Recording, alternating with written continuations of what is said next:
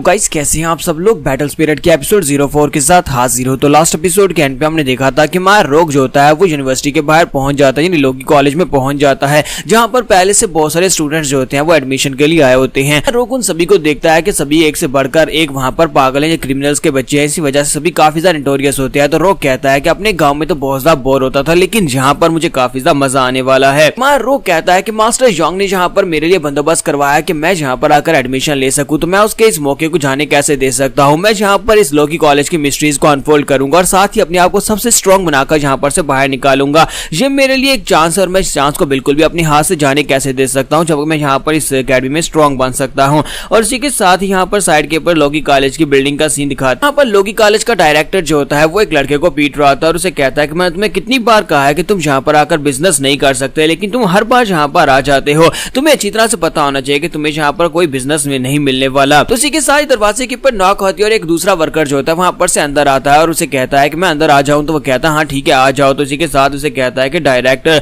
देखो मैं यहाँ पर तुम्हारे लिए न्यूज लेकर आया हूं। तो उसे कहता है मिस्टर गाओ बताओ कि तुम्हारे यहाँ पर क्या काम है। तो मिस्टर गाओ उसे कहता है कि बहुत ही जल्दी यहाँ पर सेकंड टेस्ट स्टार्ट होने वाला है, तो क्या तुम यहाँ पर इस टेस्ट को देखने के लिए नहीं आने वाले। तो डायरेक्टर उसे कहता है कि नहीं, मैं यहाँ पर इस बच्चों के टेस्ट को लेने के लिए क्यों आऊंगा, तुम्हें क्यों लगता है कि मैं यहाँ पर छोटे बच्चों के टेस्ट के लिए वहां पर आने वाला हूँ। इसी के साथ मिस्टर गाओ से कहते हैं लेकिन क्या तुमने सुना है कि इस बार जीडो का बच्चा भी यहाँ पर इस टेस्ट में हिस्सा लेने के लिए आया है। तो ये बात सुनते ही प्रेसिडेंट को झटका लगता है। फिर साथ ही मिस्टर गाओ से कहते हैं कि सिर्फ इतना ही नहीं है बल्कि जाई फैमिली का बच्चा भी यहाँ पर आया है, यानी जाई फैमिली का यंग मास्टर भी यहाँ पर इस टेस्ट में हिस्सा लेने के लिए आया है। तो ये बात सुनते ही प्रेसिडेंट कहते हैं इसका मतलब यह है कि इस बार तो काफी ज्यादा मजा आने वाला है। मैं इन दोनों को देखना चाहूंगा कि आखिर इन दोनों के पास क्या खास एबिलिटीज है, क्योंकि दोनों के बाप बहुत ज्यादा खास हैं। और इसी के साथ ही उसे कहता है कि इस बार तो काफी ज्यादा मजा आएगा। और इसी के साथ अनाउंसमेंट होती है, सभी बच्चों को बताया जाता है कि तुम्हारा सेकंड टेस्ट यहाँ पर स्टार्ट होने वाला है। सभी लोग यहाँ पर रूल्स को ध्यान से सुनो, तुम सभी लोगों को यहाँ पर रूल्स बताने वाला हूँ। पहला रूल यह है कि तुम्हें यहाँ पर कौवों को पकड़ना होगा। तो हमारा जो रोग होता है उसकी बात सुनने के बाद काफी हैरान होता है और कहता है क्या हमें यहाँ पर कौवों को पकड़ना होगा।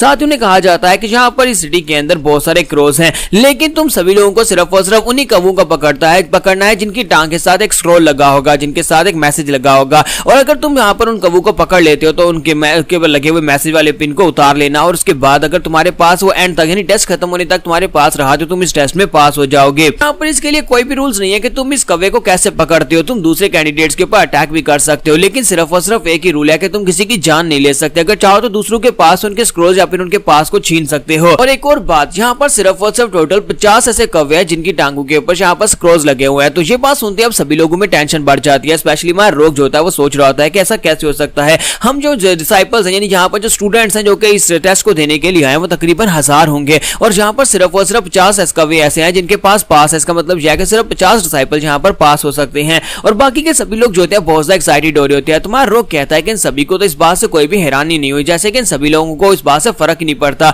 और सभी लोग यहाँ पर अपनी स्ट्रेंथ के बलबूते पर इस टेस्ट को पास करना चाहते हैं। तुम्हारा रोग कहता है अगर ऐसी बात है तो फिर मैं भी यहाँ पर अपना बेस्ट दूंगा। और इसी के साथ सभी डिसाइपल जो होते हैं वहां पर कौवों को घूर घूर कर देख रहे होते हैं और कौवे बेचारे वहां पर उनको देख रहे होते हैं कि अब उनके साथ क्या होने वाला है। और सभी कौवे वहां पर से उड़ना स्टार्ट कर देते हैं और उनको बताया जाता है कि तुम्हारे पास 3 घंटे हैं, 3 घंटे के टाइम में तुम्हें यहाँ पर अपने लिए पास ढूंढना होगा। और यहीं पर मिस्टर गाओ और प्रेसिडेंट को दिखाते हैं कि वो दोनों जो होते हैं वो छत के ऊपर आकर खड़े हो जाते हैं और कहते हैं कि मैं तो वाकई में यहाँ पर देखना चाहता हूँ कि ये दोनों बच्चे इस बार क्या करके दिखाएंगे। उम्मीद करता हूँ कि दोनों यहाँ पर टेस्ट को पास करके हमारी अकेडमी का हिस्सा बन जाएंगे और उसके बाद मैं इन लड़कों को देख पाऊंगा, इनको एग्जामिन कर पाऊंगा। और यहीं पर एक गली का सीन दिखाता है जहां पर हमारा रोग जो होता है वो छुपकर देख रहा था कि कोई कौवा यहाँ पर खुद उड़कर आ जाए और इसी के साथ ही वहां पर इंतजार करते करते वो कहता है कि अब मैं यहाँ पर क्या करूं। मुझे लगता है कि यहाँ पर कौवे को ढूंढना काफी ज्यादा मुश्किल हो सकता है क्योंकि सिर्फ 50 कौवे ऐसे हैं जिनके पास है और बाकी के सभी कौवे तो बेकार हैं। फिर साथ ही वो कहता है कि जाओ जूजी भी यहाँ पर से भाग गया है। मास्टर यांग ने मुझे उस जाओ जूजी को दिया था कि वो मेरे साथ रहेगा, लेकिन वो पता नहीं कहां पर गायब हो गया है। यहीं पर से हमारे रोग को एक कौवा दिखाई देता है जो कि सामने की तरफ उड़कर जा रहा होता है। तो हमारा रोग कहता है कि तो फाइनली यहाँ पर एक कौवा आ ही गया और इसी के साथ ही हमारा रोग जो होता है वो जल्दी से जंप करता है और उसे पकड़ने की कोशिश करता है। तो कौवा रोते हुए बड़ी तेजी के साथ भागना स्टार्ट करता है।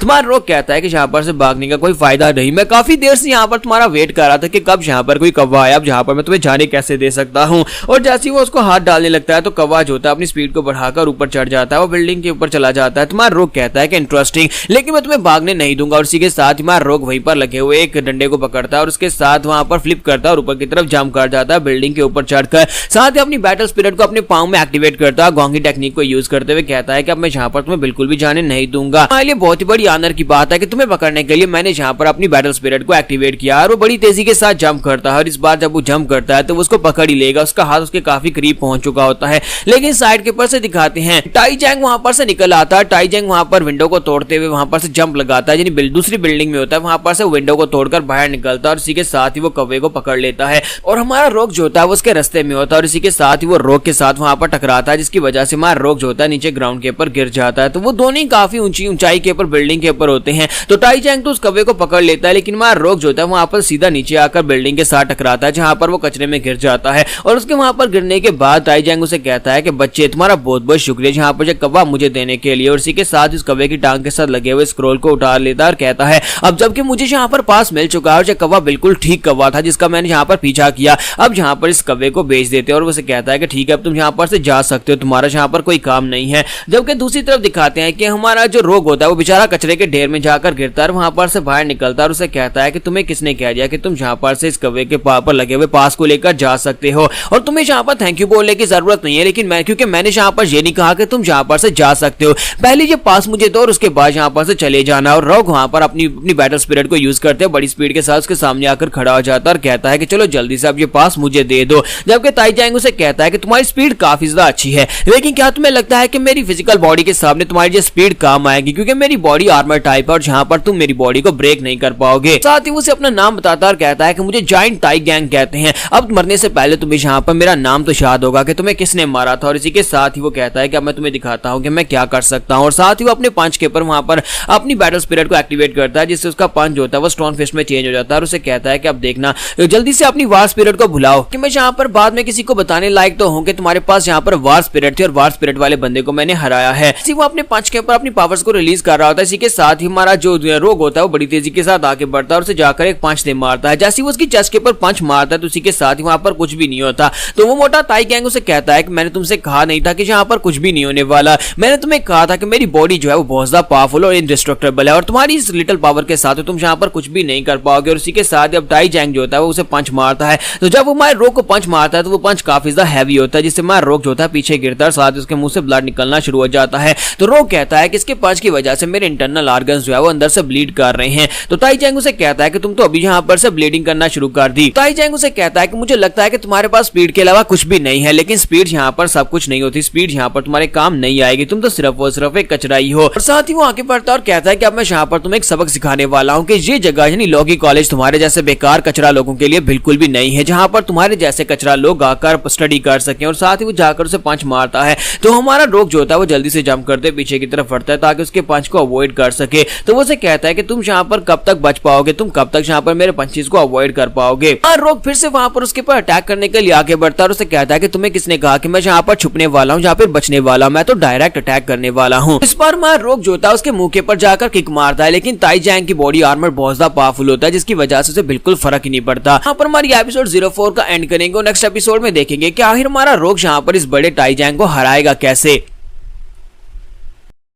तो गाइस कैसे हैं आप सब लोग, बैटल स्पिरिट के एपिसोड 05 के साथ हाजिर हूं। तो लास्ट एपिसोड के एंड पे हमने देखा था कि हमारा रोग जो होता है वो ताई जैंग के साथ फाइट कर रहा था और जो फाइट काफी ज्यादा टफ होने वाली है क्योंकि ताई जैंग का बॉडी आर्मर बहुत ज्यादा स्ट्रॉन्गर होता है और हमारा रोग फिलहाल के लिए अपनी बैटल स्पिरिट को भी रिलीज नहीं कर सकता। तो इसी के साथ ताई जैंग जो होता है अपने दोनों हाथों को वहां पर जोड़ता है, पंच बनाता है और कहता है कि मैं यहाँ पर इस जगह पर तुम्हें मारने वाला हूँ और मुझे नहीं लगता कि तुम्हारे गायब होने के बाद किसी को कोई फर्क भी पड़ने वाला, किसी को पता भी नहीं चलेगा कि मैंने यहाँ पर तुम्हें मार दिया है। और वो अपनी एक स्पेशल टेक्निक जिसे माउंटेन हैमर कहते हैं उसके साथ ग्राउंड के ऊपर पंच मारता है। जैसे वो वहां पर ग्राउंड के ऊपर पंच मारता है तो एक जबरदस्त शॉक वेव निकलती है। इतनी पावरफुल शॉक वेव के साथ वहां पर एक धमाका होता है। टाई जैंग वहां से पीछे मुड़ जाता है और कहता है मुझे तो लगा था कि यहाँ पर इस लड़के को मारने में थोड़ी बहुत दिक्कत होगी क्योंकि इसके पास बैटल स्पिरिट होगी, लेकिन इस बेचारे के पास तो बैटल स्पिरिट ही नहीं थी। यहाँ पर ऐसे लोगों के ऊपर अपना टाइम वेस्ट नहीं करना चाहिए। उसे लगता है कि उसने यहाँ पर हमारे रोग को मार दिया, इसी वजह से वो यहाँ पर से वापस जा रहा होता है। तो जैसे वहां पर से पीछे मुड़ता है तो हमारा रोग उसे कहता है कि तुम वाकई में काफी स्ट्रॉन्ग हो, लेकिन क्या तुम्हें लगता है कि बस इतना काफी है, क्या तुम्हें लगता है कि इतना काफी है मुझे हराने के लिए। रोग की पूरी बॉडी वहां पर ब्लीड कर रही होती है, लेकिन इसी के साथ हमारा रोग जो होता है फिर से उसके सामने उनका खड़ा हो जाता है, अपनी बैटल स्पिरिट को एक्टिवेट करता है, अपनी बॉडी के ऊपर चढ़ाता है और उसे कहता है लेकिन इतना काफी नहीं है मुझे हराने के लिए, अब मैं यहाँ पर तुम्हें पीटने वाला हूं क्योंकि अब मेरी बारी है। और इसी के साथ ही दूसरी तरफ डीप माउंटेन्स का सीन दिखाते हैं जहां पर एक लड़का जो कि ज़ाई फैमिली का हीरो होता है उसके साथ एक छोटी बच्ची होती है, वो दोनों जो होते हैं वहां पर से आके बढ़े होते हैं। तो वो बच्ची उसे कहती है कि क्या वाकई में हम लोग लॉगी कॉलेज में जाने वाले हैं।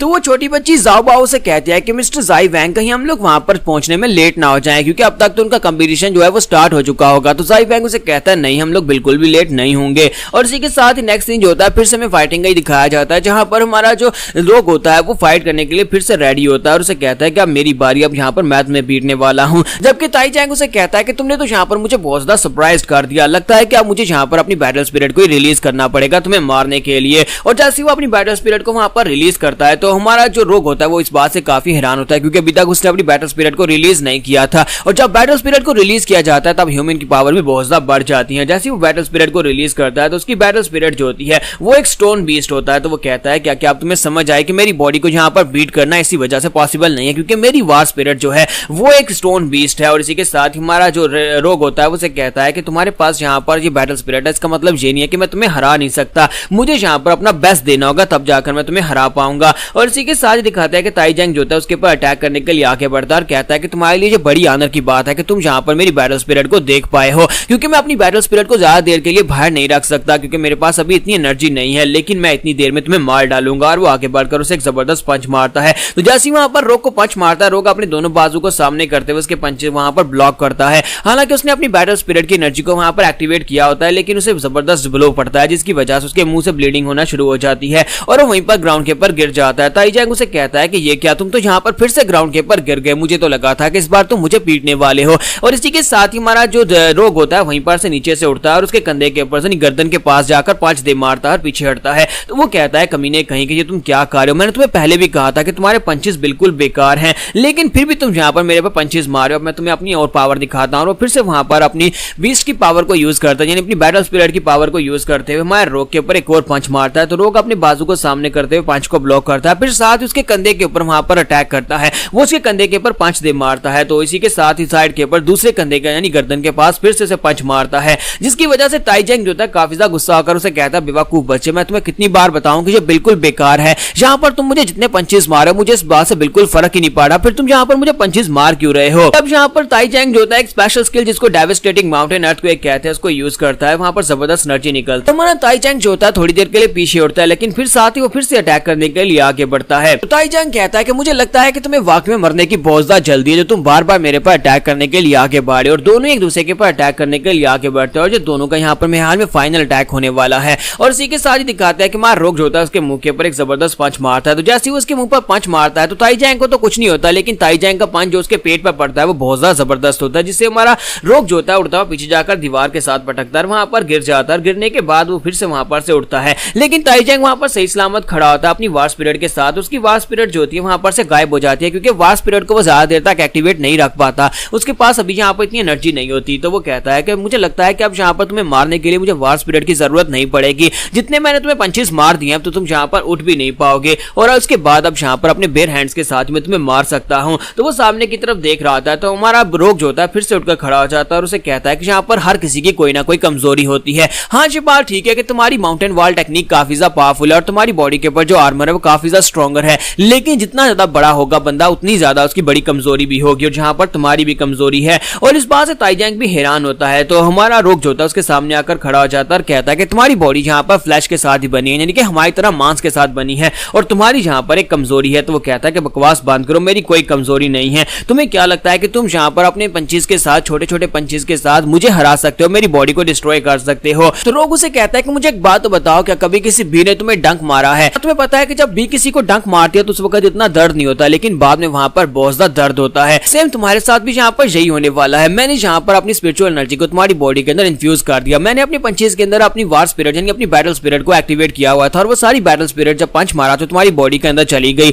अब जबकि मैं जल्दी से उस बैटल स्पिरिट को एक साथ तुम्हारी बॉडी के अंदर से बाहर निकालूंगा तो क्या होगा, वो बैटल स्पिरिट तुम्हारी बॉडी के अंदर तुम्हारी स्पिरिट के साथ कनेक्टेड हो चुकी है। अगर मैं उसे एकदम से बाहर खींच लेता हूं तो उसी वक्त तुम्हें यहाँ पर बहुत ज्यादा दर्द होने वाला है, तुम्हें इतना तेज झटका लगेगा कि तुम यहीं पर ग्राउंड के ऊपर गिर जाओगे और बेहोश हो जाओगे, थोड़ी देर के लिए तुम अपना दिमागी सल्तनत खो दोगे। तो वो अपनी बैटल स्पिरिट को एक्टिवेट करता है और उसे वापस खींचने की तैयारी करता है, जबकि ताई जैंग चिल्लाकर उसे कहता है रुको रुको प्लीज, हम लोग यहाँ पर बात कर सकते हैं, मैं तुम्हें पास दे देता हूँ। लेकिन हमारा रोग उसे कहता है कि नहीं, मैं यहाँ पर तुमसे बात नहीं करूंगा। और इसी के साथ ही वो एक स्पेशल टेक्निक जिसे शार्प एज कहते हैं, उसने स्पेशल टेक्निक को खुद से बनाया है। तो वो बैटल स्पिरिट को वापस खींचता है। जैसे ही वो बैटल स्पिरिट को वापस खींचता है तो ताई जैंग की बॉडी के अंदर से बैटल स्पिरिट बड़ी तेजी के साथ बाहर की तरफ निकलती है, जिससे उसे वहां पर इंटरनल ब्लीडिंग होना शुरू हो हो जाती है, उसे एक झटका लगता है और वो वहीं पर ग्राउंड के ऊपर गिर जाता है और बेहोश हो जाता है। रोक ने यहाँ पर अपनी पहली बैटल को जीत लिया, वो भी ताई जैंग के खिलाफ, जिसके बारे में कहा जाता है कि वो काफी ज्यादा पावरफुल लड़का है। और इसी के साथ ही मार रोक उसे कहता है कि मैं तुम्हें पहले ही कहा था कि तुम्हें थैंक यू बोलने की जरूरत नहीं है, अब ठीक है मैं अपना पास यहाँ पर से ले लेता हूँ। और वो उसके पास से पास ले लेता है और वहां पर से आगे बढ़ जाता है।